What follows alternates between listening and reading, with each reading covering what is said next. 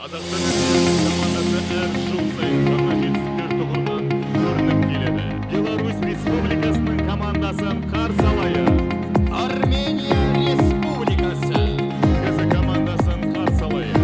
Көршілес Қырғыз елі.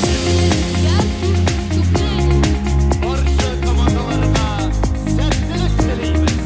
Қасиетті қазақ жеріне қош келдіңіздер.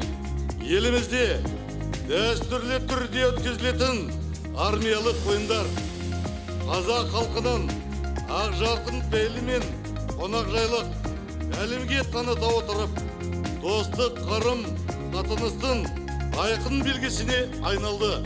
Бүгінгі жарыста баршаңызға сәттілік тілеймін.